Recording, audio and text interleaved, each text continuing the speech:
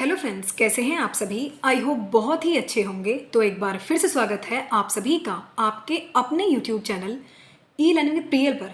Discuss करते हैं आज का सेशन। आज हम लोग डिस्कस करने वाले हैं बायोलॉजी का मॉडल पेपर। आप इसको एज अ मॉक टेस्ट भी ले सकते हैं, क्योंकि जो हमारे यूपी टीजीटी बायोलॉजी का कंप्लीट पैटर्न है, बेसिकली उसमें 125 क्वेश्चन हमारे पूछे जाते हैं। बायोलॉजी से स्पेशली मैं बात कर रही हूँ, क्योंकि हम यूपी टीजीटी बायोलॉजी डिस्कस करते हैं। तो इसमें दो सब्जेक्ट होते हैं बायोलॉजी में, एक तो होता है आपका बॉटनी और एक होता है जूलॉजी, जिसमें कि बॉटनी और जूलॉजी का जो क्वेश्चंस का रेशियो होता है वो इतना होता है 60 to 63 अराउंड।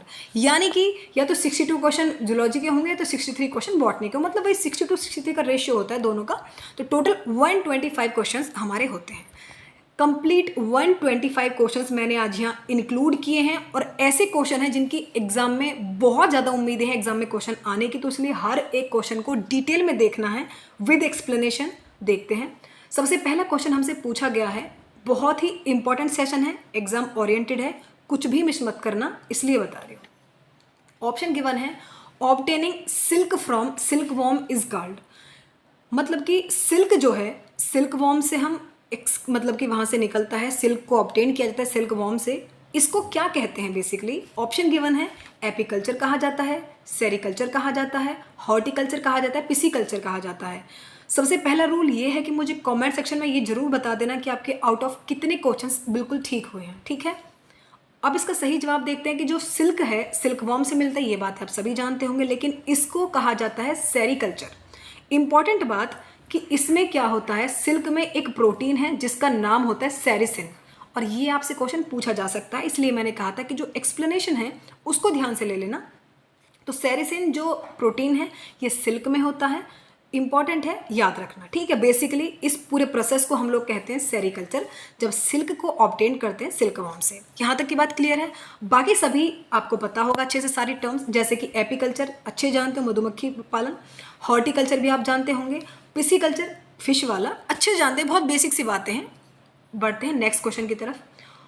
नेक्स्ट क्वेश्चन है, who prove that life has originated from simple amino acids. पूछा गया है कि भाई ये किसने प्रूव किया था कि जो लाइफ है वो सिंपल अमाइनो एसिड से ओरिजिनेट हुई है, मतलब उसका उद्भव हुआ है लाइफ का, वो सिंपल अमाइनो एसिड से हुआ है। लेकिन ये बात प्रूव किसने की थी, ये हमसे पूछा गया है। ऑप्शन गिवन है, ओपेरिन, लेमार्क, ह्यूगो डिवरीज या फिर मिलर एंड यूरे। इवोल्यूशन का ये क्वेश्चन है, बहुत ही इंपॉर्टेंट है। सबसे पहले जो प्रिमिटिव कंडीशन जो है अर्थ की, उसको एक्सपेरिमेंटली तरीके से दिखाया था यूरे और मिलर ने, तो इसका सही जवाब होगा डी, यानी कि हमारा फोर्थ ऑप्शन इसका बिल्कुल ठीक हो जाएगा। उन्होंने ही अपने एक्सपेरिमेंट्स में इस बात को प्रूव किया था कि जो लाइफ है वो सिंपल अमाइनो एसिड से ओरिजिनेट हुई है। यहाँ तक की बात क्लियर है, तो आगे बढ़ते हैं। थर्ड क्वेश्चन जिसमें कि हमसे पूछा गया है, who prepared germ plasma theory against Lamarck principle of use and disuse. जब लेमार्क ने, आप सब लोग जानते हो कि लेमार्किज्म के बारे में, डार्विनिज्म के बारे में, मेंडलिज्म, ये इंपॉर्टेंट टॉपिक हैं हमारे, बहुत ही ज़्यादा खास टॉपिक हैं बेसिकली। तो बात क्या हुई थी कि जो लेमार्क ने अपने प्रिंसिपल दिए थे, जब वो यूज और डिसयूज की बात कर रहे थे, वो सांपों वाले जब वो रेंग के चलते थे तो ये बात कही गई थी कि भाई उनके पैर होते थे, लेकिन जब वो झाड़ी में चलना स्टार्ट किया तो पैर अड़चन डालते थे उनकी मूवमेंट में, तो इसलिए उनके जो यूज़ करना बंद कर, इसलिए उनके जो पैर है वो उनकी प्रजाति में आने ही बंद हो गए। लेमार्क अपनी ये बात प्रूव करने में लगे हुए थे, तभी उसके बाद उनकी बात को प्रूव करने के बाद जब उनके मतलब जो बाकी साइंटिस्ट होते हैं वो अपनी बात भी रखते हैं कि भाई ये बात ऐसी थी, मतलब ठीक है या नहीं, अपने फीडबैक देते हैं बेसिकली। तो जर्म प्लाज्म थ्योरी जो है उनके अगेंस्ट किसने दी थी, ये बात हमसे पूछी गई है। तो जर्म प्लाज्म थ्योरी बेसिकली किसकी है ये हमें बताना है। डार्विन की है, नटल की है, विजमान है, फिर ह्यूगो डिवरीज है। तो क्या होगा इसका सही जवाब, इसका सही जवाब होगा Weizmann. Germ plasm theory Weizmann की है, theory of continuity of germ plasm, जिसमें कि उसमें क्या हुआ था, उन्होंने चूहे की टेल को कट किया था बहुत सारे जनरेशन्स में, लेकिन क्या देखा था कि फिर भी इट इज़ नॉट इनहेरिटेड। ऐसा नहीं हो रहा था कि अगर चूहे की पूंछ को कट किया जा रहा था कि नेक्स्ट प्रजाति में उनकी पूंछ ही नहीं होगी, तो ऐसा नहीं हुआ था। यूज और डिसयूज की बात को उन्होंने वहाँ पे गलत प्रूव किया था अपने जर्म प्लाज्म थ्योरी से। तो right option is C. Next fourth question है, जितने भी क्वेश्चन मैंने यहाँ इंक्लूड किए हैं मोस्ट इंपॉर्टेंट है, ऑथेंटिक तरीके से पूरा कंटेंट जो आज का पूरा कंसेप्ट है वो प्रिपेयर किया गया है। सारे प्रैक्टिस सेट प्रीवियस ईयर को इंक्लूड किया गया है ताकि अच्छे से मतलब अच्छे अच्छे क्वेश्चन छांट के यहाँ रखे गए हैं ताकि आपके एग्जाम में इनको 101% आपको वहाँ हेल्प मिले। तो इसलिए ध्यान से हर एक सेशन को लेना है, हर एक क्वेश्चन को लेना है basically. Chitin is chemically a polymer of, जो काइटिन है वो किसका पॉलीमर है? ऑप्शन गिवन है एसिल ग्लूकोनिक एसिड का, एन एसिल ग्लूकोसेमाइन का, एन एसिल म्यूरेमिक एसिड का, या फिर नन ऑफ दीज। तो बताएं जरा। बेसिकली जो काइटिन है एक इंपॉर्टेंट स्ट्रक्चरल पॉलीसेकेराइड है, किसका? इनवर्टिब्रेट्स का। आप ये बात तो जानते होंगे भाई, वर्टिब्रेट्स का तो इससे कोई लेना देना है नहीं इतना खास, क्योंकि ये स्ट्रक्चरल पॉलीसेकेराइड जो कि इंपॉर्टेंट हो इनवर्टिब्रेट्स के लिए। फाउंड जैसे कि आपने क्रस्टेशियंस देखे होंगे, इंसेक्ट्स देखे होंगे, उनके जो एक्सोस्केलेटन होता है ना, बाहर का जो उनका ढांचा होता है वो काइटिन का ही तो बना होता है। जैसे कि हम आर्थ्रोपोडा की भी बात करें तो काइटिन बेसिकली इंक्लूड क्या करता है? काइटिन पॉलीमर किसका है ये हमसे पूछा गया है। तो काइटिन जो है वो एन एसिल डी ग्लूकोसेमाइन, यानी कि इसका सही जवाब होगा बी, एन एसिल ग्लूकोसेमाइन का पॉलीमर होता है। इसलिए इसका सही ग्लाइसोड, इनमें जो बॉन्डिंग होती है वो ग्लाइकोसिडिक लिंकेज की बॉन्डिंग होती है। तो राइट ऑप्शन होगा इसका बी। नेक्स्ट क्वेश्चन है, नेक्स्ट क्वेश्चन 5th की तरफ मूव करते हैं। इसमें मुझसे पूछा गया है the natural system of classification of plants was proposed by, कि जो नेचुरल सिस्टम है क्लासिफिकेशन जो है प्लांट्स का वो किसने प्रपोज किया था, ये हमसे पूछा गया है। ऑप्शन गिवन है जे हक्सले ने, कैरलस लीनियस ने, एंगलर एंड प्रांटल ने, या फिर बेंथम एंड हुकर ने। तो सबको पता होगा आई थिंक ये बात। यदि नहीं पता है तो इसलिए मैं यह क्वेश्चन लेके आई ही हूँ कि जो नेचुरल सिस्टम है क्लासिफिकेशन का ये किसने दिया था। तो बिल्कुल अच्छे से डिस्कस करेंगे इस सेशन को भी। बेंथम एंड हुकर की अगर बात आ ही गई है यहाँ पे, तो जो बेंथम एंड जोसेफ हुकर हैं उन्होंने नेचुरल क्लासिफिकेशन दिया था प्लांट्स का, जिसमें कि उनकी जो बुक है वो 3 वॉल्यूम्स में है जिसका नाम है जेनेरा प्लांटेरा। ठीक है, किसकी है भाई ये बुक? ये भी हमें डिस्कस कर चुके हैं। ये बेंथम एंड हुकर की बुक है जेनेरा प्लांटेरम, जो कि 3 वॉल्यूम्स में अभी तक आ चुकी है। और बेंथम एंड हुकर ने नेचुरल सिस्टम जो है क्लासिफिकेशन ये दिया था। ठीक है, सेशन लंबा होगा लेकिन बोर मत होना यार, क्योंकि बोर होने की कोई बात नहीं है। बहुत ही इंटरेस्टिंग तरीके से कंसेप्ट में क्लियर करा रही हूँ यहाँ पे, और बहुत टाइम लगा है सेशन को प्रिपेयर करने में, तो अच्छे से ले लेना। और थोड़ी सी मेहनत करनी है, सिर्फ मेहनत भी क्या है, एक रिस्पॉन्सिबिलिटी बन जाती है आपकी। लाइक करना, शेयर करना, सब्सक्राइब करना दबा के, ठीक है। और अपने कमेंट्स में अच्छे अच्छे फीडबैक देना कि आपको क्वेश्चंस कैसे लगे, एक्सप्लेनेशंस कैसी लगी, ठीक है। नेक्स्ट क्वेश्चन, क्वेश्चन नंबर 6 है, which of the following is not a protist. इनमें से कौन सा एक प्रोटिस्ट नहीं है? ऑप्शन गिवन है टीनिया, अमीबा, पैरामीशियम, या फिर यूग्लिना। बेसिकली अब आप मुझे बताएं कि प्रोटिस्ट क्या नहीं है। इस नोट को भी देख लिया करें। तो टीनिया जो है, अच्छे से दिख रहा होगा कि जो टीनिया है भाई, इसको हम कहते हैं टैप वॉर्म। टैप वॉर्म है। अब टैप वॉर्म जो हैं ये प्रोटिस्ट तो नहीं हो सकते, ये बात तो मैंने आपको बहुत सारे सेशन में बताई है। तो ये प्रोटिस्ट नहीं है। बाकी अमीबा हुआ, पैरामीशियम हुआ, यूग्लिना हुआ, ये सारे के सारे प्रोटिस्ट होते हैं। ये बात बिल्कुल ठीक है। क्वेश्चन नंबर 7 की तरफ हम लोग मूव कर चुके हैं, जिसमें कि हमसे पूछा गया है red species of Euglena are most common in. जो रेड स्पीसीज है यूग्लिना की, ये बहुत ही ज़्यादा कॉमन है। कौन से क्षेत्र में बात की गई है, ठीक है। ऑप्शन गिवन है पूल्स रिच इनऑर्गेनिक मैटर में ज़्यादा देखने को मिलते हैं, स्नो कवर्ड एरियाज में, ड्राइड मड जो शेड्स होती हैं वहाँ पे, या फिर नन ऑफ द अबव।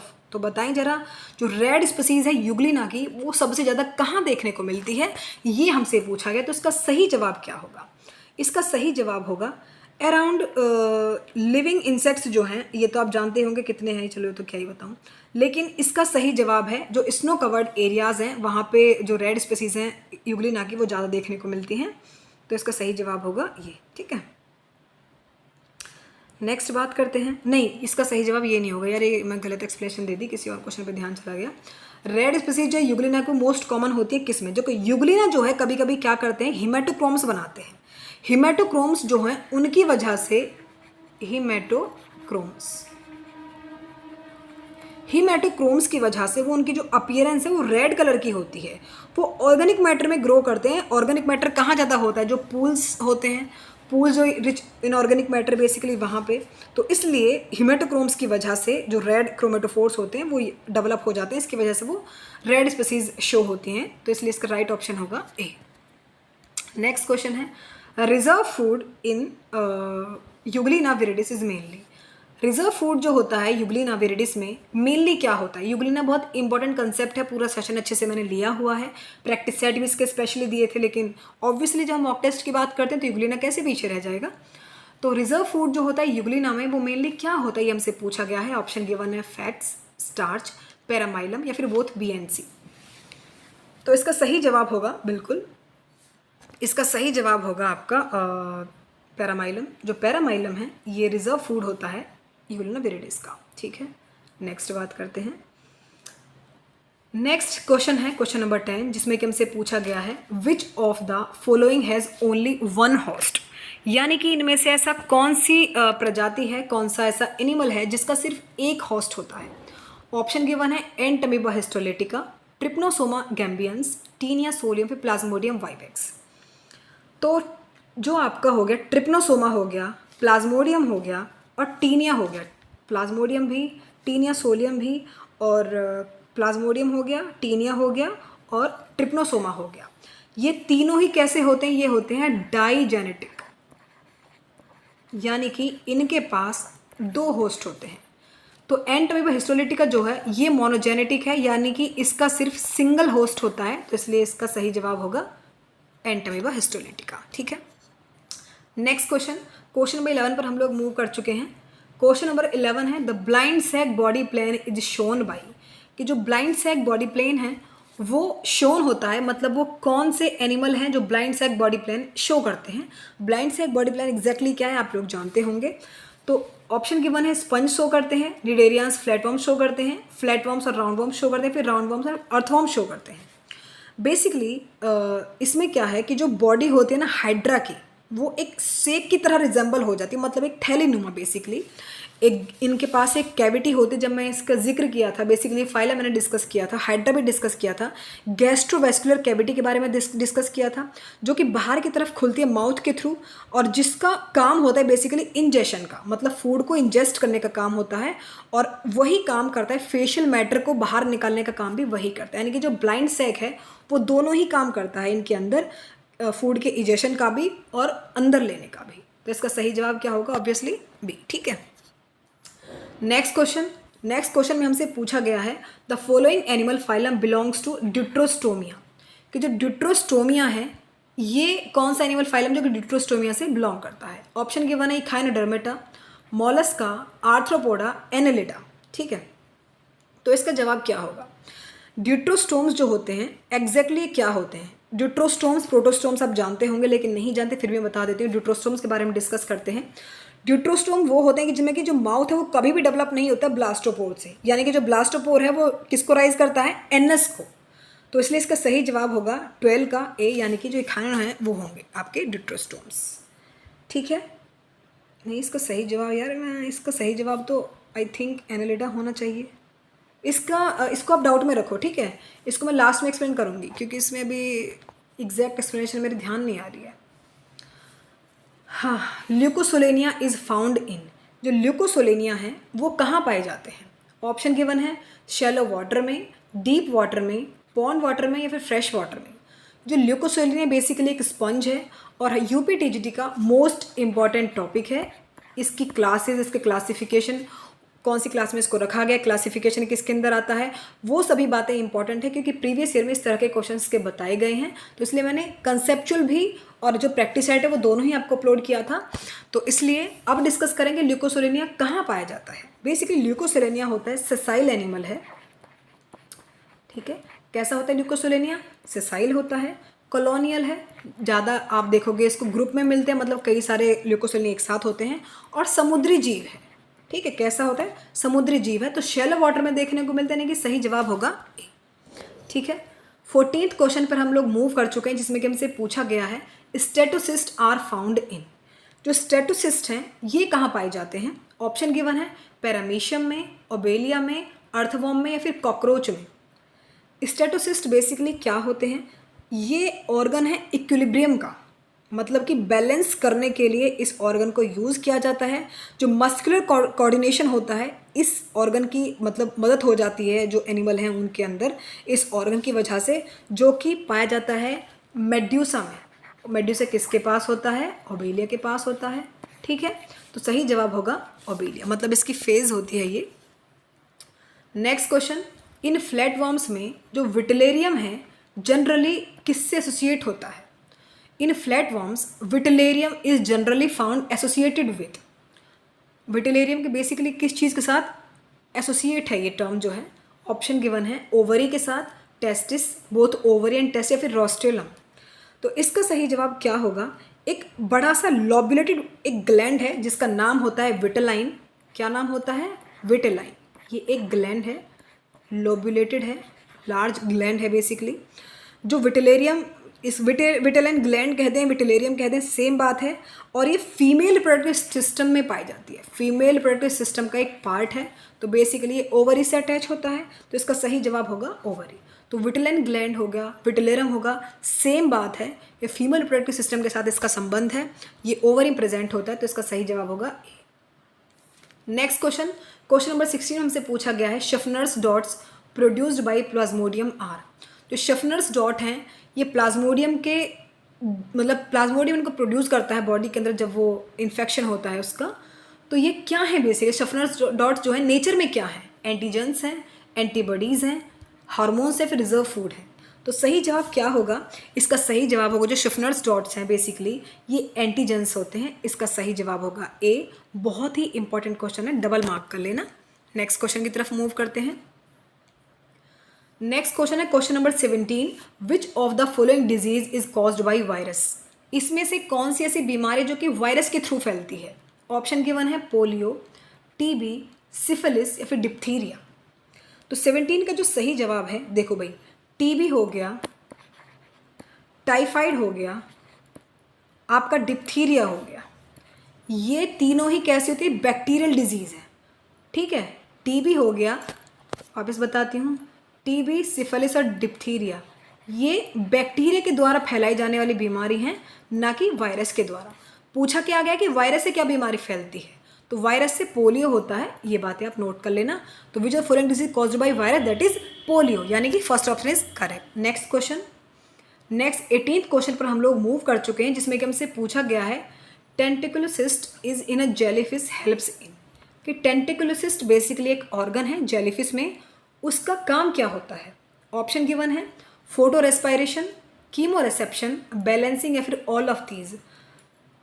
इसका सही जवाब क्या होगा? मुझे कमेंट में, जो भी आप जब भी क्वेश्चन डिस्कस कर रहे हो, जब भी सेशन ले रहे हो आप, तो तुरंत हर क्वेश्चन का आंसर लिख के भेज देना। आउट ऑफ कितने क्वेश्चंस ठीक रहते हैं ये भी ज़रूर भेज देना, आइडिया हो जाएगा, या फिर नोट डाउन करते चलना, क्योंकि आज का जो मॉक टेस्ट है मतलब ऑनेस्टली बहुत ज़्यादा इंपॉर्टेंट है। नेक्स्ट बात करते हैं टेंटिकुलोसिस्ट के बारे में, बात करें जेलीफिश के अंदर इसका काम क्या होता है। तो इसका काम होता है बैलेंस करने का। तो 18th का सही जवाब होगा बैलेंसिंग, ठीक है। तो इसका सही जवाब क्या होगा? इसका सही जवाब होगा बैलेंसिंग। नेक्स्ट, तो हमारे अराउंड अभी तक कितने क्वेश्चंस कंप्लीट हो चुके हैं? हमारे क्वेश्चन कंप्लीट हो चुके हैं 18th, अभी काफ़ी क्वेश्चन बाकी हैं। नेक्स्ट 19th क्वेश्चन में हमसे पूछा गया है, what structure in hydra functionally correspond to the pseudopodia of amoeba, यानी कि हाइड्रा के अंदर ऐसा कौन सा स्ट्रक्चर है जो इस तरह काम करता है जैसे कि अमीबा के अंदर स्यूडोपोडिया काम करते हैं। ऑप्शन गिवन है टेंटिकल्स, माउथ, हाइपोस्टोम, या फिर निमेटोसिस्ट। टेंटिकल्स जो होते हैं तो इसका पता है क्या होगा? हाइड्रा के फंक्शनली जैसे अमीबा के अंदर स्यूडोपोडिया काम कर रहे थे, वही हाइड्रा के अंदर काम करते हैं टेंटिकल, जो कि इसको मूवमेंट में भी हेल्प करते हैं, फूड की गैदरिंग में भी हेल्प कर रहे थे अमीबा को, उसके जो स्यूडोपोडिया होते हैं। तो वही काम टेंटिकल्स करते हैं हाइड्रा के अंदर। टेंटिकल्स जो होते हैं हाइड्रा के, मैंने बताया था, लोकोमोशन में हेल्प करते हैं, जो कि वही अमीबा के अंदर स्यूडोपोडिया कर रहा था। क्या क्या काम करता है? लोकोमोशन में मदद करता है भाई, लोकोमोशन में, और फूड की गैदरिंग में। ये काम टेंटिकल्स भी करते हैं हाइड्रा के अंदर, वही काम अमीबा के अंदर करते हैं स्यूडोपोडिया। तो सही जवाब क्या होगा? टेंटिकल्स, ठीक है। Next question, next question number 20 में हमसे पूछा गया है, लॉरियर्स कनाल इज प्रेजेंट इन। लॉरियर्स कनाल है बेसिकली वो किसके अंदर प्रेजेंट होता है, ये हमसे पूछा गया है। ऑप्शन हमसे पूछे गए हैं कि भाई एस्केरिस में प्रेजेंट होता है, टीनिया में, पेरीप्लेनेटा में, फिर फैशियोला में। लॉरियर्स कनाल बेसिकली फीमेल प्रोडक्टिव सिस्टम का पार्ट होता है, ठीक है। लॉरियर्स कनाल हुआ, विटलन ग्लैंड हुआ, इनको ध्यान में रखना चीज़ों को। ये फीमेल रिप्रोडक्टिव सिस्टम का पार्ट होते हैं, लॉरियल्स कनाल बेसिकली। तो लॉरियल कनाल्स इसी का पार्ट होता है और ये फैशुला में प्रेजेंट होता है। तो इसका सही जवाब क्या होगा? डी होगा। एक छोटा स्ट्रक्चर है, मस्कुलेटरी है, मतलब कॉपुलेटरी ट्यूब है बेसिकली, जो कि ओविडक्ट से अराइज होती है। ये जो लॉरियल्स कनाल है ये काम करता है वेजाइना की तरह, ठीक है, ये बात नोट कर लेना। ये वजाइना की तरह काम करता है ब्रीडिंग पीरियड के दौरान। जब ब्रीडिंग पीरियड चल रहा होता है एनिमल का, तो वहाँ ये वजाइना की तरह काम करता है, जो कि फीमेल रिप्रोडक्टिव सिस्टम का पार्ट होता है। वजाइना से ऑब्वियसली आप समझ ही गए होंगे। तो सही जवाब होगा फैशियोला, इसी के अंदर एक कनाल देखने को मिलती है। नेक्स्ट क्वेश्चन नंबर 21 में हमसे पूछा गया है, Mehlis gland in a tapeworm is associated with. जो मैलिस ग्लैंड है टैपवॉर्म के अंदर, वो उसके मतलब काम क्या है, एसोसिएट किस चीज़ से है? वो एक्सक्रीशन से, सर्कुलेशन से, रेस्पिरेशन से या फिर रिप्रोडक्शन से। तो मैलिस ग्लैंड जो है इसका काम होता है यूट्रस का ल्यूब्रिकेट करना, मतलब यूट्रस को ल्यूब्रिकेट करती है। वापस से रेज करके लिखते हैं। मैलिस ग्लैंड का क्या काम होता है? ल्यूब्रिकेशन ऑफ यूट्रस, ठीक है। तो यूट्रस को ल्यूब्रिकेट करने का काम होता है मैलिस ग्लैंड का। तो जब यूट्रस की बात आ ही गई है तो भाई सीधी सी बात है, ये इसका संबंध किस चीज़ से होगा? इसका संबंध होगा सीधे सीधे रिप्रोडक्शन से। तो रिप्रोडक्शन इसका सही जवाब होगा, ठीक है। नेक्स्ट क्वेश्चन नंबर 22, जिसमें कि हमसे पूछा गया है, in ascaris is suction of food from the intestine of host is done by. यानी कि जब वो इंटेस्टाइन जो होस्ट के अंदर एस्केरिस प्रेजेंट है, भाई ऑब्वियसली पैरासाइट है, तो जब ये फूड को शक करता है होस्ट के इंटेस्टाइन से, जिसके अंदर भी वो रह रहा है, पैरासाइट है क्योंकि, तो वो किस चीज़ के थ्रू ऐसा करता है? मतलब उसका कौन सा ऑर्गन है जो उसको सक्शन फूड के लेने में हेल्प करता है? माउथ, सलाइवरी सिक्रीशन, फेरिंग्स या फिर इंटेस्टाइन। तो इसका सही जवाब होगा फेरिंग्स की हेल्प से जो एस्केरिस हैं वो फूड को शक करते हैं होस्ट के इंटेस्टाइन से।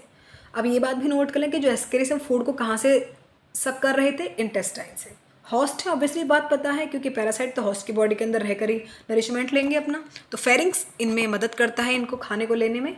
ऑर्गन है इनका, ऑब्वियसली बात है, फेरिंग्स आप जानते होंगे, तो बेसिक सी बात है। Amphids present on lips of ascaris, कि जो एम्फिड्स हैं ये एस्केरिस के प्रेजेंट होते हैं, मतलब बेसिकली जो एम्फिड्स हैं वो एस्केरिस के लिप्स पे प्रेजेंट होते हैं। क्या फंक्शन है?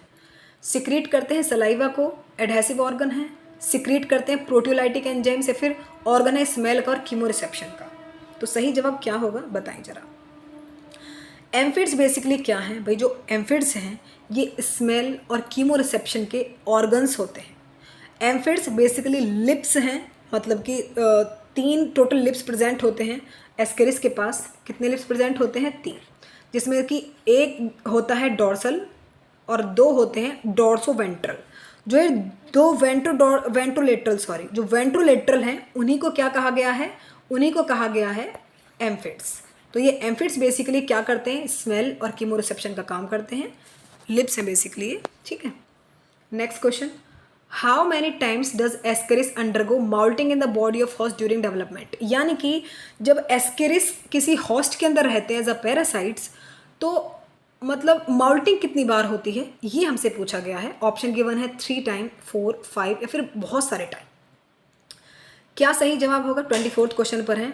आउट ऑफ 4 माउल्टिंग जो है वो पूरे लाइफ मतलब हिस्ट्री में मतलब कितनी बार होती है? वो सॉइल में होती है, ये बात नोट कर लेना। कहाँ पे होती है माउल्टिंग? बेसिकली मतलब सॉइल में होती है जब एक्सक्रीटा के थ्रू। तो 3 बार होती है टोटल, यानी कि इसका सही जवाब होगा ए, ठीक है। मतलब टोटल 4 माउल्टिंग होती हैं पूरी लाइफ हिस्ट्री में। एस्केरिस की लाइफ हिस्ट्री में टोटल कितनी माउल्टिंग है? 4, लेकिन जो एक होती है वो सॉइल में होती है, तो दैट मीन्स 3 माउल्टिंग होती है, ठीक है। नेक्स्ट क्वेश्चन, क्योंकि एक तो भाई सॉइल में हो गई तो 3 हो गई वो हॉस्ट के अंदर होती हैं, तो इसलिए सही जवाब होगा फर्स्ट। 25th क्वेश्चन में हमसे पूछा गया है, metamorphosis does not occur in. Metamorphosis कहाँ नहीं होता है? पूछा गया है ओलिगोकीटा, ये बेसिकली एनिलिडा की क्लास है, पॉलीकीटा, निडेरिया या फिर all of these. Metamorphosis does not occur in, ये जो नॉट है भाई इसको नोट कर लिया करो, क्योंकि मेटामॉर्फोसिस डज नॉट अकर इन तो इसमें क्या होता है कि लार्वल स्टेज होती है, मेटामॉर्फोसिस पूछा गया है। 25th क्वेश्चन की हम लोग बात कर रहे थे कि मेटामॉर्फोसिस जो होता है किसमें नहीं होता है, ठीक है। वापस रिपीट कर रही हूँ क्वेश्चन को। तो लार्वल स्टेज जो होती है वो किस में एब्सेंट होती है? वो ओलिगोकीटा में एब्सेंट होती है, क्योंकि ओलिगोकीटा में क्या था? अर्थफॉर्म था हमारा। तो वहीं क्या है, जो लार्वल स्टेज होती है वो एब्सेंट होती है ओलिगोकीट में, जैसे कि अर्थवॉर्म हो गया, मतलब और भी बहुत सारे एनिमल है जो ओलिगोकीट के अंदर आते हैं। तो इसमें जिसमें लार्वल स्टेज नहीं होती है भाई वही है, तो लार्वल स्टेज में नहीं होती, दैट मीन्स मेटामॉर्फोसिस में नहीं होता। तो right option is first.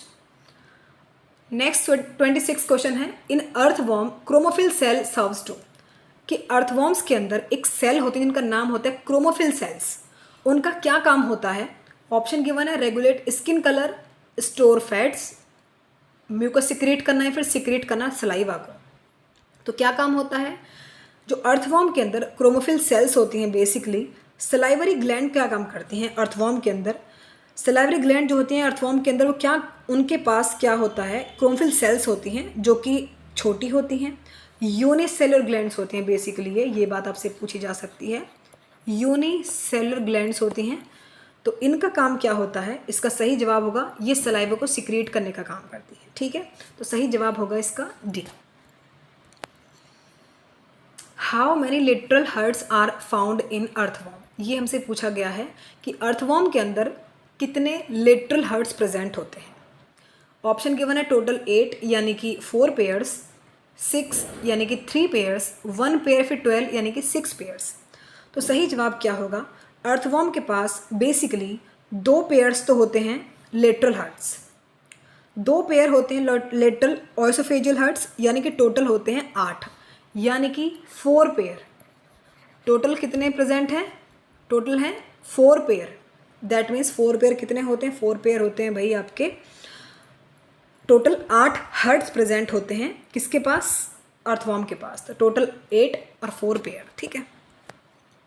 Next 28 question, जिसमें कि हमसे पूछा गया है the process of ecdysis in cockroach and other insects related with, यानी कि जो इक्डाइसिस का एक प्रोसेस है कॉकरोच के अंदर या फिर और भी इंसेक्ट जिनमें इक्डाइसिस एक बेसिकली प्रोसेस है, ये इसका काम क्या होता है? किसके साथ रिलेट है? बेसिकली ये रेस्पायरेशन के साथ, एक्सक्रीशन के साथ, ग्रोथ के साथ या फिर डिप्रेशन के साथ। इंसेक्ट्स में क्या होता है कि जो ग्रोथ है वो पॉसिबली एक पीरियडिक शेडिंग होती है उसके इंटीग्यूमेंट्स की, जो कि चलती रहती है, मतलब शेड होते रहते हैं उसके इंटीग्यूमेंट जो होते हैं, तो उसी को एक टर्म दिया जाता है, माउल्टिंग कह दो या फिर इक्डाइसिस कह दो, सेम बात है, इक्डाइसिस कह दो या फिर वही माउल्टिंग, ठीक है, सेम बात होती है। तो प्रोसेस है इक्डाइसिस का कॉकरोच में, ये ग्रोथ के साथ रिलेट करता है। तो वही जब वही अपने इंटीग्यूमेंट को वो शेड कर देते हैं, नए इंटीग्यूमेंट वापस से आ जाते हैं, तो that is called ecdysis and moulting, same process and इस टर्म है, मतलब रिलेट करता है ग्रोथ के साथ, क्योंकि ग्रोथ तो ऑब्वियसली हो ही रही है। फिर next question, question number 29, in the life cycle of mosquito the comma shaped stage is, mosquito की लाइफ साइकिल में जो कॉमा शेप्ड स्टेज होती है वो क्या है?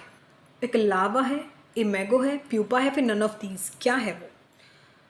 इसमें जो कॉमा शेप्ड स्टेज होती है मॉस्किटो की लाइफ में, वो एग्जैक्टली एक होता है प्यूपा स्टेज होती है, जो कि कैसी होती है? कॉमा शेप्ड होती है।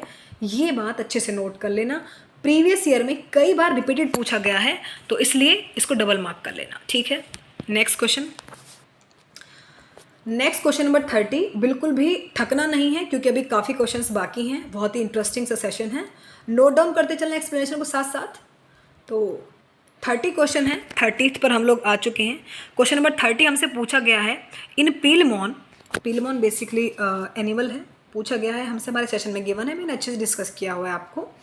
स्टेटोसिस्ट जो है वो कहाँ सिचुएटेड होते हैं? पीलमोन में जो स्टेटोसिस्ट हैं ये एक ऑर्गन होते हैं, ये सिचुएटेड कहाँ होते हैं? बेसिकली एंटीनुली पर, मैग्जिली पर, मैग्जिलुली या फिर एंटीनी पर। बताएं जरा इसका सही जवाब क्या होगा? स्टेटोसिस्ट बेसिकली ऑर्गन है ओरिएंटेशन का, इक्विलिब्रियम का, प्रॉन में, प्रॉन पीलमोन सेम बात है, यानी कि इसका काम क्या होता है? ओरिएंटेशन का, बैलेंस करने का, इक्विलिब्रियम का, इसका काम होता है स्टेटोसिस्ट का, ठीक है।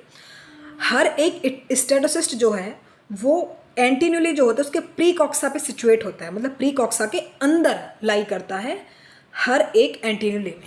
तो राइट जवाब इसका होगा एंटीन्यूले के प्रीकॉक्सा में होता है, क्योंकि एंटीन्यूले एक ऑर्गन है इसका जिसके प्रीकॉक्सा में स्टेटोसिस्ट प्रेजेंट होते हैं, जो कि किसका काम करते हैं, उसको इक्विलिब्रियम का, ओरिएंटेशन का, ये सब काम बैलेंस करने का क्या करता है, एंटीन्यूले के अंदर स्टेटोसिस्ट करते हैं। Natural silk contains, natural silk जो है इसके अंदर क्या रहता है, नाइट्रोजन प्रेजेंट है, पोटेशियम है, मैग्नीशियम है, फिर फॉस्फोरस है। तो इसका सही जवाब क्या होगा, इसका सही जवाब होगा कि जो नेचुरल सिल्क है उसमें नाइट्रोजन प्रेजेंट होता है। नेचुरल सिल्क में एग्जैक्टली दो प्रोटीन है, मैंने आपको बताया था, स्टार्टिंग जो क्वेश्चन था वो यही था, एक तो सेरिसिन प्रेजेंट होता है, ठीक है, सिल्क में दो प्रोटीन है, और एक होता है फाइब्रोइन। सेरिसिन और फाइब्रिन सिल्क में दो प्रेजेंट होते हैं, तो इसलिए जो नाइट्रोजन है वो एलिमेंट होगा, क्योंकि दोनों ही किसके नाइट्रोजन के कंपाउंड हैं, तो इसलिए जो एलिमेंट होगा वो नाइट्रोजन होगा। ठीक है, यहाँ तक की बात क्लियर है। तो आगे बढ़ते हैं। 32 क्वेश्चन में हमसे पूछा गया है, एग्जामिनर्स का फेवरेट बेसिकली क्वेश्चन आ चुका है, ऑर्गन ऑफ बुजेनस आर। जितने भी क्वेश्चन एग्जामिनर्स के फेवरेट्स ही हैं, लेकिन ऑर्गन ऑफ बुजेनस आपने बहुत ज़्यादा देखा होगा, तो इसलिए ऑर्गन ऑफ बुजेनस जो है स्पेलिंग गलत लिखी गई है, दैट इज ऑर्गन की ऑरेगन। ठीक है, ऑर्गन ऑफ बुजेनस आर किस चीज़ के ऑर्गन हैं, जो बुजेनस है, ऑर्गन ऑफ बुजेनस एक ऑर्गन है एनिमल्स का, उसका क्या काम होता है ये हम देखेंगे। तो organ of Bojanus are respiratory organ है स्टारफिश का, या फिर कीमो रिसेप्टर्स है पेरिपेटस का, एक्सक्रीटरी ऑर्गन है यूनियो का, या फिर एंडोक्राइन ऑर्गन है इंसेक्ट्स का। क्या होगा सही जवाब, बताएं जरा एग्जैक्टली क्या होता है कि जो नेफ्रीडिया होते हैं या फिर किडनी होती हैं यूनियो की, वो बुजेनस होते हैं बेसिकली। बुजेनस नाम दिया गया था, नेफ्रीडिया और किडनी सेम बात है, ऑर्गन ऑफ बुजेनस वही काम करता है, लेकिन बुजेनस बेसिकली जो साइंटिस्ट हैं जिन्होंने डिस्कवरी की थी, इसलिए इसको कहा जाता है ऑर्गन ऑफ बुजेनस, वरना इनका काम वही नेफ्रीडिया और किडनी का ही होता है। तो इसका सही जवाब ऑब्वियसली पता ही होगा आपको। ठीक है, नेक्स्ट बात करते हैं यूनियो की, मैंने बता ही दिया था एक्सक्रीटरी ऑर्गन होते हैं। नेक्स्ट मूव करते हैं, 33 क्वेश्चन पर हम लोग आ चुके हैं, जिसमें कि हमसे पूछा गया था which of the following is not a class of Mollusca, कि मोलस्का की कौन सी क्लास नहीं है, ये हमसे पूछा गया है। इसका मैंने एग्जैक्टली जो एक्सप्लेनेशन है वो भी लिखी हुई क्योंकि इंपॉर्टेंट है। तो which of the following is not a class of Mollusca, कौन सी मोलस्का की क्लास नहीं है ये पूछा गया है। ऑप्शन गिवन है डिकेपोडा, गैस्ट्रोपोडा, स्केपोडा या फिर सिफेलोपोडा। कौन सी क्लास नहीं है, एग्जैक्टली 7 क्लास होती है मोलस्का की, ये बात नोट करें। कितनी क्लास होती है भाई, 7 क्लास हैं। एक तो है प्लेकोपोरा, पॉलीप्लेकोपोरा, मोनोप्लेकोपोरा, स्कैफोडा, गैस्ट्रोपोडा, पॉलीसिपेडा, सिफेलोपोडा। भाई गैस्ट्रोपोडा भी हो गई, स्कैफोडा भी हो गई, सिफेलोपोडा भी हो गई। डिकेपोडा कोई भी मोलस्का की क्लास नहीं होती, तो इसलिए गलत जवाब होगा, यानी कि जो पूछा ही हमसे गलत गया है कौन सी क्लास नहीं है, तो ये क्लास नहीं होती। बाकी सारी क्लास जो हैं या फिर जितनी भी क्लास ये दी गई हैं, टोटल 7 क्लासेज हैं, ये सभी मोलस्का की होती हैं। आगे बढ़ते हैं। नेक्स्ट क्वेश्चन 34 हमसे पूछा गया है which of the following phenomena is shown by a starfish, यानी कि स्टारफिश जो है ये कौन सा फिनोमिना शो करता है, पार्थोजेनेसिस, मेटाजेनेसिस, ऑटोटॉमी या फिर पॉलीमॉर्फिज्म। तो क्या होगा 34 का सही जवाब। स्टारफिश में पता है क्या होता है, स्टारफिश में रिजनरेशन की बहुत ही अच्छी खासी पावर होती है। रिजनरेशन की, रिजनरेशन आप अच्छे से जानते ही होंगे, मतलब किसी भी ऑर्गन का वापस से आ जाना। अगर कोई पार्ट इंजर्ड हो गया है तो वापस से जर्मिनेट हो जाता है, वापस से आ जाता है वो, तो उसे कहते हैं ऑटोटॉमी कह देते हैं, प्रोटेक्शन के लिए यूज़ करते हैं इसको। तो ऑटोटॉमी रिजनरेशन सेम बात है, तो इसका सही जवाब होगा सी। स्टारफिश में प्रोसेस देखा जाता है, उसको हम ऑटोटॉमी कहते हैं। One of the following character is not found in starfish, starfish में कौन सी ऐसा कैरेक्टर जो कि नहीं मिलता है। ऑप्शन गिवन है पैरासिटिज्म, ऑब्वियसली नहीं होता है, या फिर ऑटोटॉमी। भाई ऑटोटॉमी तो अच्छे से होता है, अभी बताया था मैंने कि रिजनरेशन होता है बेसिकली। रिजनरेशन कह दो, ऑटोटॉमी कह दो, सेम बात है। नॉक्चरनल हैबिट, ऑब्वियसली स्टारफिश रात में ही मूव करते हैं most of the time. Benthonic life, बिल्कुल। कौन सा नहीं, ये बात पूछी गई थी, तो पैरासिटिस में इनका कैरेक्टर नहीं होता है। तो 35 का ए ऑप्शन जो है बिल्कुल ठीक होगा, क्योंकि स्टारफिश कभी भी पैरासिटिक लाइफ नहीं जीते हैं। ठीक है, नेक्स्ट क्वेश्चन नंबर 36, जिसमें कि हमसे पूछा गया है this is also known as flying fish. Flying fish किसे कहते हैं, स्कॉलिडॉन को, एक्सोकोइटस को, प्रिस्टिस को या फिर ट्राइगॉन को। क्या होगा सही जवाब, बहुत सारे लोग इस बात को जानते हैं क्योंकि प्रीवियस टीजीटी के जो लास्ट पेपर हुआ था उसमें ये क्वेश्चन पूछा गया था। अच्छे से पता होगा तो बताएं जरा इसका सही जवाब क्या होगा। जो फ्लाइंग फिश है उसको किस नाम से और जाना जाता है, क्या उसका अनदर नेम है, तो बताएं जरा इसका सही जवाब होगा एक्सोकेटस। एक्सोकेटस फ्लाइंग फिश होता है। इसका प्रोनाउंसिएशन कुछ लोग एक्सोसीटस लेते हैं, कुछ एक्सोकोइटस लेते हैं। ऑब्वियसली बिल्कुल सही है दोनों ही। प्रोनाउंसिएशन की बात है, स्पेलिंग सही होनी चाहिए, ठीक है। The functional kidney of frog tadpole is, जो फंक्शनल किडनी होती है फ्रॉग टेडपोल की वो कौन सी होती है, ये बातें बतानी है। अरे मुझे एक बात और बतानी थी आपको। जो प्रिस्टिस है इसको हम लोग कहते हैं, प्रिस्टिस को शॉफिश कहते हैं। क्या नाम होता है इसका अनदर नेम अगर पूछा जाए? प्रिस्टिस को सॉफिश कहते हैं, ट्राइगन को स्टिंग रे कहते हैं, स्कोलेडन को डॉग फिश कहते हैं, ठीक है। बात जानते होंगे आप। वेट, एक वाटर ब्रेक था।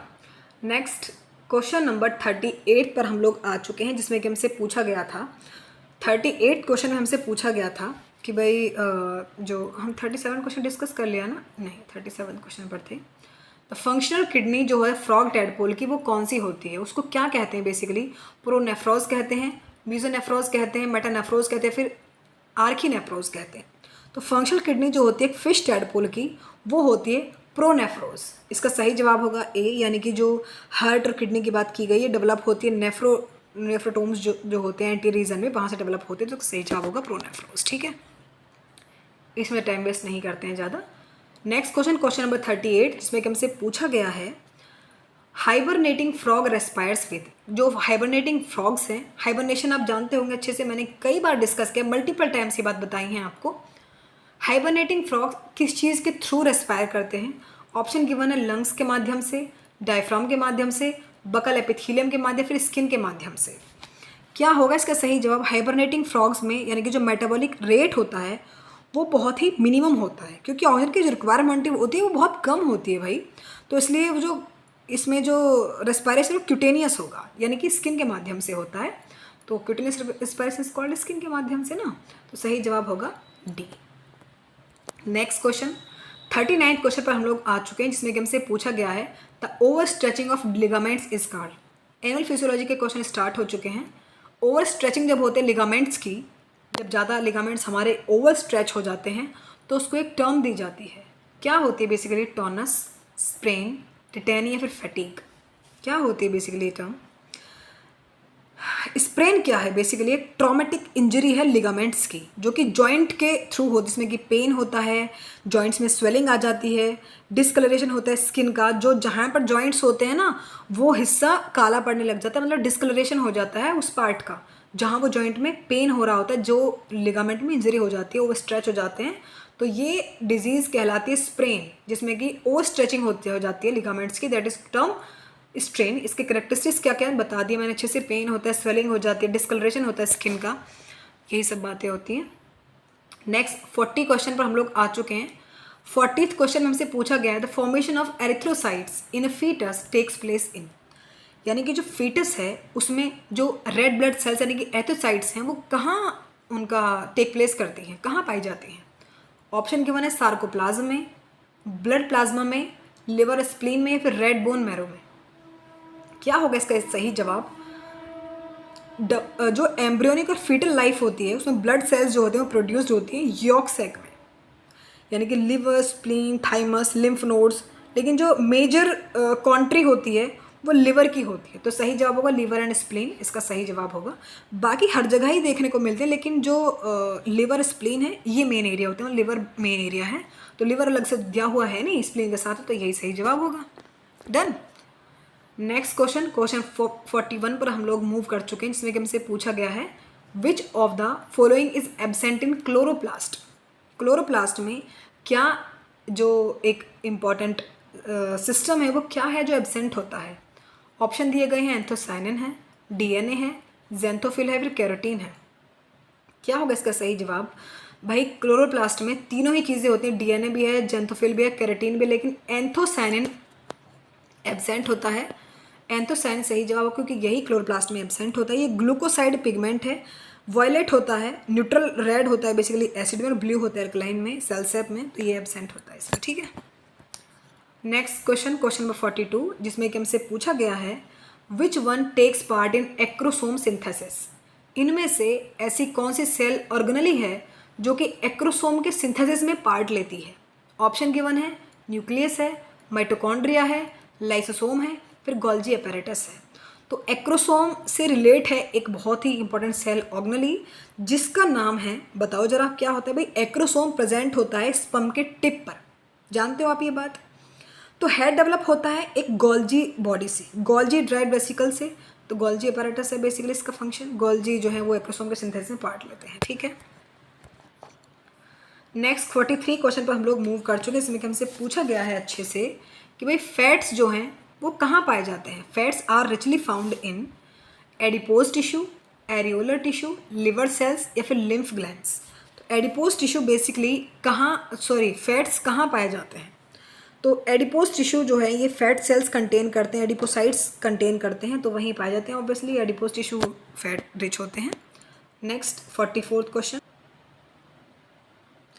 44th क्वेश्चन में हमसे पूछा गया है best stage to observe shape, size and number of chromosomes is. यानी कि कौन सी बेस्ट स्टेज है जिसमें कि शेप, साइज और जो क्रोमोसोम्स के नंबर है वो अच्छे से देखे जा सकते हैं। ये कौन सी स्टेज होती है। ऑप्शन गिवन है इंटरफेज, मेटाफेज, प्रोफेज या फिर टीलोफेज।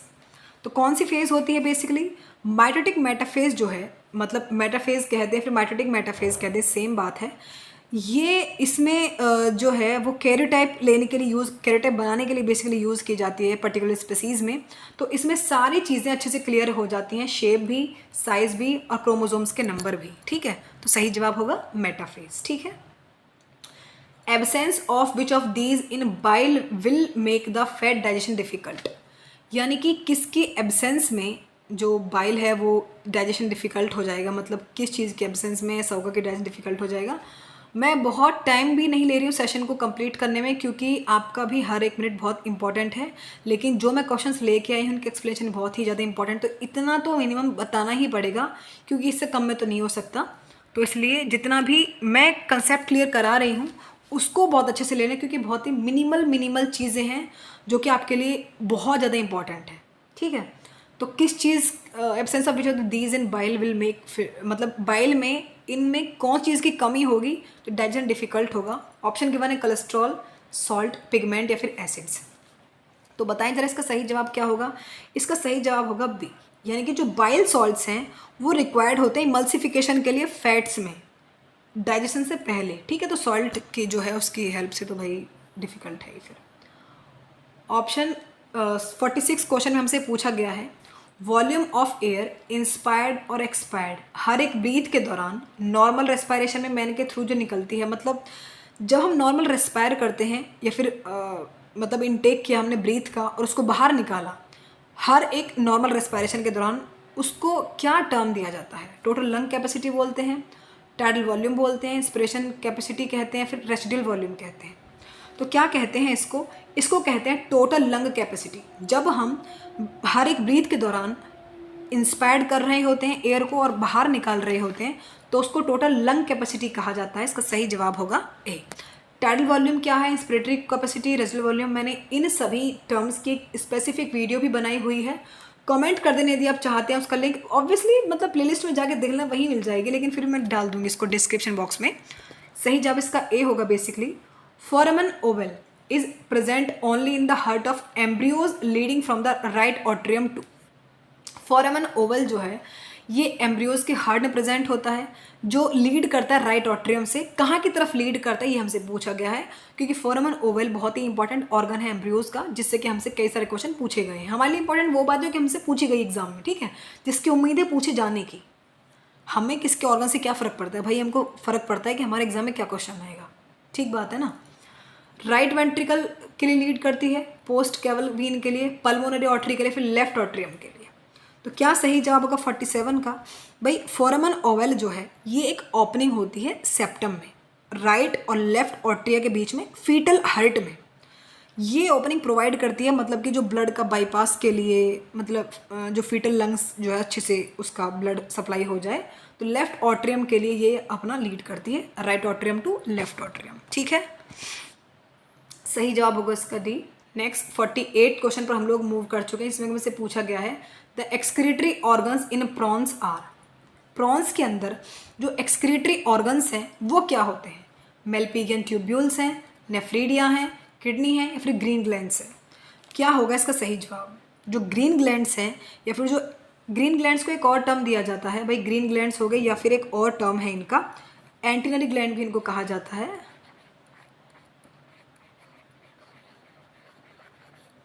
एंटीनरी ग्लैंड्स भी इनको कहा जाता है ग्रीन ग्लैंड्स को।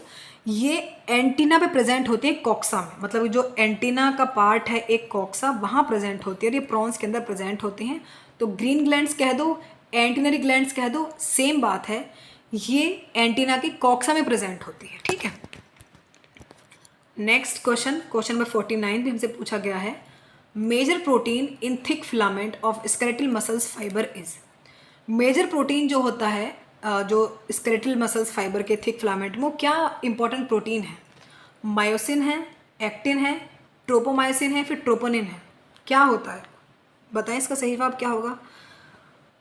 भाई इसका सही जवाब होगा मायोसिन। जो मायोसिन है ये मतलब कि 1/2 प्रोटीन जो होता है वो जो कि मसल टिश्यू प्रेजेंट होता है उसका ऑक्यूपाई करता है बेसिकली, तो इसका सही जवाब होगा मायोसिन। ठीक है। नेक्स्ट क्वेश्चन में 50 पर हम लोग आ चुके हैं, इसमें से पूछा गया है Purkinje cells are found in. Purkinje cells किस में होती है ये हमसे पूछा गया है। सेरेब्रल कॉर्टेक्स में, मेमेलियन हार्ट में, वॉल्यूंटरी सेल्स में या फिर सेमी सर्कुलर कैनाल्स में? तो किस में होती है परकिंजे सेल्स? परकिंजे सेल्स जो है ये किस में होती है? 1 second hold. Purkinje cells are found in कौन से एरिया में भाई? सेरेब्रल कॉर्टेक्स में, मेमेलियन हार्ट में, वॉल्यूंटरी सेल्स में या फिर सेमी सर्कुलर कैनाल्स में? तो यहाँ पे क्या होता है एग्जैक्टली कोई ऑडिटरी लोब्स तो होता नहीं है। सेंसेशन जो होता है हियरिंग का वो ऑडिटरी एरियाज के साथ रिलेटेड है, ये बात आप जानते होंगे, वही टेम्पोरल रीजन में। तो ये टेम्पोरल लोब होता है सेरिब्रम का, वहाँ होता है ये। तो इसका सही जवाब बेसिकली वही सेरिब्रम होगा इसका सही जवाब। तो सेरेब्रल कॉर्टेक्स सेम बात है, सही जवाब फर्स्ट। इर्रेगुलर कॉर्निया और लेंस रिजल्ट्स इन, यानी कि जब कॉर्निया या फिर जो लेंस है वो इर्रेगुलर हो जाते हैं तो उसको मतलब क्या एक डिजीज़ हो जाती है उसकी वजह से, ये हमसे पूछा गया है। ऑप्शन गिवन है कैटरेक्ट, एस्टिग्मेटिज्म, स्ट्रेबिस्मस, ग्लूकोमा। क्या ऐसा होता है कि जो कॉर्निया इर्रेगुलर या फिर लेंस इर्रेगुलर हो जाते हैं वो किस चीज़ को बीमारी को डोमिनेट करते हैं, ये हमसे पूछा गया है। तो बेसिकली इसका सही जवाब होगा, उसको हम कहते हैं एस्टिग्मेटिज्म। ये एक डिजीज़ है जो कि कॉर्निया और लेंस इर्रेगुलर हो जाते हैं, उस एक बीमारी को हम लोग कहते हैं एस्टिग्मेटिज्म। ठीक है। एस्टिग्मेटिज्म बेसिकली इसमें क्या होता है कि जो लाइट रे होती हैं वो फोकस नहीं कर पाते हैं क्लियरली एक पॉइंट पर, यानी कि रेटिना पर। तो इसलिए ये जो कॉर्निया है वो इक्वल नहीं होता सारे मेरिडियम में, तो ये एक बीमारी इसमें हो जाती है, इसको हम कहते हैं एंटिग्मेटिज्म। ठीक है। नेक्स्ट क्वेश्चन 52 जिसमें कि हमसे पूछा गया है the endocrine gland nearest the lung is, यानी कि लंग्स के पास कौन सी एंडोक्राइन ग्लैंड प्रेजेंट होती है ये हमको बताना है। ऑप्शन गिवन है पिट्यूटरी, पीनियल, थाइमस, एड्रेनल। कौन सी ग्लैंड होती है एंडोक्राइन ग्लैंड जो कि लंग्स के पास प्रेजेंट होती है? पिट्यूटरी है, पीनियल है, थाइमस है या फिर एड्रेनल है? थाइमस जो है लोकेट होती है मेडियस्टिनम में, मतलब कि जो बिल्कुल लंग्स के पास होता है, लंग्स के पास ही होता है वो। तो पोस्टीरियर तरीके से अगर आप देखें तो फोर्थ कोस्टल कार्टिलेज होता है ये, थाइमस जो है वही प्रेजेंट होती है लंग्स के पास, तो इसका सही जवाब होगा सी। नेक्स्ट क्वेश्चन नंबर 53 जिसमें कि हमसे पूछा गया है द मेन फंक्शन जो है फिम्बरी जो होते हैं फेलोपियन ट्यूब का फीमेल्स के अंदर, वो क्या काम करती हैं? मेन फंक्शन क्या होता है फेलोपियन ट्यूब्स के अंदर बेसिकली फिम्बरीज का? हेल्प करना डेवलपमेंट ऑफ ओवरी को, हेल्प करना कॉर्पस ल्यूटियम के बनने को, या फिर ओवम को रिलीज करना ग्रेफियन फॉलिकल से, या फिर कलेक्शन करना ओवम का ओव्यूलेशन के बाद? ठीक है। इसका सही जवाब क्या होगा? बेसिकली फिम्बरी क्या करते हैं? फिम्बरी का काम जो है फेलोपियन ट्यूब्स के अंदर फीमेल्स के अंदर होता है बेसिकली, क्योंकि फीमेल रिप्रोडक्टिव सिस्टम का पार्ट है, तो वहाँ ये ओवम को कलेक्ट करते हैं ओव्यूलेशन के बाद। ओव्यूलेशन के बाद कलेक्ट करते हैं, बिफोर आफ्टर में फ़र्क समझ लेना। ओवम को कलेक्ट करने का काम होता है फिम्बरी का ओव्यूलेशन के बाद। ठीक है। 54 क्वेश्चन जिसमें कि हमसे पूछा गया है which of the following is responsible for milk के इजेक्शन के रिफ्लेक्शन के लिए भी और फीटल के इजेक्शन के लिए भी कौन सा एक हार्मोन ऐसा है जो कि इक्वली इम्पॉर्टेंट है? क्या नाम है उसका? एस्ट्रोजन है, प्रोलैक्टिन है, ऑक्सीटोसिन है या फिर रिलैक्सिन है? क्या है उसका नाम? वो बेसिकली हार्मोन होता है, सी जवाब, यानी कि ऑक्सीटोसिन है, जो कि मिल्क के इजेक्शन के लिए भी और फीटल के इजेक्शन के लिए भी इम्पॉर्टेंट होता है। वो है ऑक्सीटोसिन। ठीक है, नेक्स्ट क्वेश्चन की तरफ मूव करते हैं। आई होप चीज़ें बहुत अच्छे से समझ में आ रही होंगी, क्योंकि बहुत ज़्यादा जल्दीबाजी नहीं की जा रही है, हर एक पॉइंट को अच्छे से डिस्कस किया जा रहा है विद एक्सप्लेनेशन के साथ। ठीक है, 55 क्वेश्चन पर हमसे पूछा गया है cross between unrelated group of organism is called, यानी कि जब अनरिलेटेड ग्रुप होते हैं उनके बीच में जो क्रॉस होता है उसको एक क्या टर्म दी जाती है? उसको हम हाइब्रिड कहते हैं क्या, हेट्रोसिस कहते हैं क्या, टेस्ट या फिर बैक क्रॉस, क्या कहा जाता है उसको? हाइब्रिड कहा जाता है एक्चुअल में उसको। तो इसका सही जवाब होगा ए। हाइब्रिड बेसिकली क्या है? एक ऑफस्प्रिंग प्रोड्यूस्ड होती है मैटिंग प्लांट से, फिर जो एनिमल अलग अलग जीनोटाइप के होते हैं उनके बीच मैटिंग कराई जाती है, या तो वो अलग अलग वैरायटी के हो सकते हैं फिर अलग अलग स्पीसीज के हो सकते हैं, तो उसको हम कहते हैं एक term that is called hybrid. ठीक है, क्लियर हो रही है ना चीज़ें? ठीक है, mutation theory again important question examiners का। हमारे लिए तो सभी इंपॉर्टेंट है भाई, 125 क्वेश्चन जो है एग्जामिनर्स के फेवरेट हैं, हमारे लिए इक्वली इंपॉर्टेंट है। लेकिन कुछ ऐसे हैं जो कि बहुत बार रिपीट हो चुके हैं, जिनकी उम्मीद भी है कि हाँ भाई आगे भी शायद रिपीट हो या फिर ना भी हो। तो लेकिन बहुत ज़्यादा इंपॉर्टेंट क्वेश्चन है यार, ट्रस्ट मी, अच्छे से ले लेना। Mutation theory was proposed by, mutation theory किसने प्रपोज की थी? ह्यूगो डी व्रिज ने, चार्ल्स डार्विन ने, ग्रेगर मेंडल ने, या फिर बैप्टिस्ट लेमार्क ने? क्या होगा इसका सही जवाब? सब जानते होंगे कि जो म्यूटेशन थ्योरी है ह्यूगो डी व्रिज ने दी थी, इसी के साथ इनका नाम जुड़ गया भाई बहुत अच्छे से, हमेशा हमेशा के लिए हम हमेशा पढ़ेंगे इस चीज़ को। विच ऑफ दीज इज मिसमैच? कौन सी चीज़ मिसमैच है? सीनोजोइक, इसमें ग्रास और ह्यूमंस डेवलप हुए थे। मेसोजोइक एरा, साइकेड्स और डायनासोर्स हुए थे। कौन सी बात मिसमैच है ये बताना। पेलोजोइक प्रोकैरियोट्स और यूनिसेलुलर यूकैरियोट्स जो हैं वो आए थे भाई। या फिर कैम्ब्रियन के दौरान ऑर्गेनिज्म विद एक्सटर्नल स्केलेटन, क्या हुआ था? क्या होगा इसका सही जवाब? देखो, सीनोजोइक एरा के थ्रू तो भाई ग्रेस और ह्यूमंस आए थे, ये बात बिल्कुल सही, ह्यूमन का डेवलपमेंट इसी एरा में हुआ था। मेसोजोइक एरा में साइकेड्स और डायनासोर्स आए थे, ये बात भी बिल्कुल सही है। पीलोजोइक एरा में प्रोकैरियोट्स और यूनिसेलुलर प्रोकैरियोट्स ये नहीं आए थे, क्योंकि भाई जो पीलोजोइक एरा है इसका डेवलपमेंट तो प्रोकैरियोट्स जो यूकैरियोट्स हैं वो तो आर्कियोजोइक जो एरा है, प्रोटोजोइक जो एरा है उसके थ्रू आए थे, पेलोजोइक के दौरान तो नहीं आए थे। तो यही बात गलत हो जाएगी, और ये बात भी सही है कि जो कैम्ब्रियन एरिया है ये मराइन ऑर्गेनिज्म आए थे इसमें जिनके पास एक्सटर्नल स्केलेटन्स था। ठीक है, तो ये बात भी सही है। गलत क्या है? पीलोजोइक के दौरान प्रोकैरियोट्स और यूकैरियोट्स नहीं डेवलप हुए थे। ठीक है, next question, study of human evolution is under. Human evolution के अंदर किस चीज़ की स्टडी करते हैं हम, यानी कि जो ह्यूमन इवोल्यूशन हम पढ़ते हैं किसके अंदर आता है, वो उसके स्टडी को क्या कहा जाता है? Option, arthrology, mammology, anthropology, palaeobotany. इसका सही जवाब होगा 58 का सही जवाब है एंथ्रोपोलॉजी, यानी कि इसका सही जवाब होगा C. Anthropology is called human evolution study, यानी कि ह्यूमन इवोल्यूशन की स्टडी हम किसमें पढ़ते हैं? एंथ्रोपोलॉजी में। एक common disease of domesticated animals, I think मैंने इतनी बड़ी सेशन कोई नहीं लिया है अब तक भी, मतलब अब तक के अपने यूट्यूब पर जितने कंसेप्ट दिए हैं इतना मतलब इतना बड़ा सेशन नहीं लिया है, लेकिन एनर्जी लेवल हाई है क्योंकि बहुत इंपॉर्टेंट कंसेप्ट है, और ऑब्वियसली आप लोगों के लिए तो एनर्जी लेवल हाई होगा ही। एक कॉमन डिजीज और डोमेस्टिकेटेड एनिमल्स की कॉमन डिजीज़ क्या है? एंथ्रेक्स है, सिफिलिस है, क्लोरेला है, फिर डिप्थीरिया है। क्या कॉमन डिजीज है डोमेस्टिकेटेड एनिमल्स में? तो भाई इसका सही जवाब पता है क्या होगा? जो पालतू हमारे जानवर होते हैं उनमें एक बीमारी होती है, उसको हम कहते हैं एंथ्रेक्स। ठीक है, 59 का सही जवाब होगा एंथ्रेक्स, जो है बेसिकल डिजीज़ है जो कि अफेक्ट करती है प्राइमरी फार्म एनिमल्स जो होते हैं हमारे, जैसे कि कैटल हो गया, गॉट्स हो गया, पिग्स हो गया, शीप हो गया और हॉर्स हो गया, इनको वो करते, तो ये एंथ्रेक्स है बेसिकली। 60 क्वेश्चन हमसे पूछा गया 60वें क्वेश्चन में, how many major class of immunoglobulins are found, कि जो इम्यूनोग्लोबुलिन्स हैं इनकी कितनी मेजर क्लास होती हैं? ऑप्शन गिवन है 4, 5, 3 या फिर 7। 5 मेजर क्लास होती हैं। एक तो है IgA, IgD, एक होती है IgE, एक होती है IgG, बड़ा कैपिटल और छोटा भी है, और एक होती है IgM। तो कितनी टोटल हुई? 5 क्लास होती है इम्यूनोग्लोबुलिन्स की, तो सही जवाब होगा B, IgA, IgD, E, IgG और IgM। ठीक है। नेक्स्ट 61 क्वेश्चन जिसमें कि हमसे पूछा गया the drug belladonna is obtained from, कि जो ये बेलाडोना है ड्रग कहाँ से ऑब्टेन्ड होती है? एट्रोपा से, कैप्सिकम से, सोलेनम से, राउवोल्फिया से। बेलाडोना बेसिकली ऑब्टेन्ड होती है सूखी पत्तियों से, इसको लिया जाता है, ड्राई लीव से इसको लिया जाता है, सूखी पत्तियों से हम बेलाडोना को ऑब्टेन करते हैं। फ्लावरिंग पार्ट से यानी कि फ्रूटिंग टिप्स जो होते हैं एट्रोपा के, वहाँ से इसको लिया जाता है। इसको बेसिकली हमें कहते हैं डेडली नाइट शेड। इसमें एल्कोलॉइड भी प्रेजेंट होते हैं, जैसे कि आपका हो गया नाइकोसामाइन वगैरह जो हो गए वो प्रेजेंट होते हैं। तो इसका सही जवाब होगा एट्रोपा, ये एट्रोपा से लिया जाता है। ठीक है जी।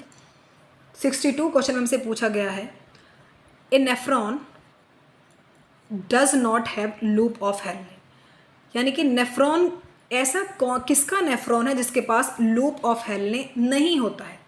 फ्रॉग का, डॉग का, रैबिट का, फिर कैमल का। तो किसके पास नहीं होता है भाई? तो लूप ऑफ हेल्ने जो है ये मैमल्स का तो कैरेक्टरिस्टिक्स है ही, इनके पास तो लूप ऑफ हेल्ने प्रेजेंट होता है, लेकिन रेप्टाइल्स के पास नहीं होता है। तो सही जवाब होगा फ्रॉग के पास नहीं होता है, बाकी सबके पास होता है। तो डॉग, रैबिट, कैमल सबके पास, क्योंकि मैमल्स हैं, क्योंकि मैमल्स और बर्ड्स का ही कैरेक्टरिस्टिक है कि उनके पास लूप ऑफ हेल्ने होता है, रेप्टाइल्स का नहीं है। तो रेप्टाइल्स हमारे क्या हो गए, सॉरी रेप्टाइल्स क्या यार, एम्फीबियंस होते हैं फ्रॉग, तो उनका भी कैरेक्टरिस्टिक नहीं है, तो इसलिए फ्रॉग के पास लूप ऑफ हेल्ने एब्सेंट होता है, बाकी मैमल्स और बर्ड्स के पास प्रेजेंट होता है। तो सही जवाब होगा फ्रॉग। जूलॉजी के क्वेश्चन कंप्लीट हो गए। आई थिंक सेशन लंबा हो जाएगा, बॉटनी का सेशन कल करते हैं। ठीक है, तो हमारे 62 क्वेश्चन कंप्लीट हो गए, 62 या 63 बाकी जो कि बॉटनी के होंगे। नेक्स्ट सेशन में डिस्कस करेंगे। दबा के लाइक करना, शेयर करना, सब्सक्राइब करना। मिलते हैं नेक्स्ट वीडियो, तब तक के लिए bye. Thank you so much for watching. Please do like, share and subscribe.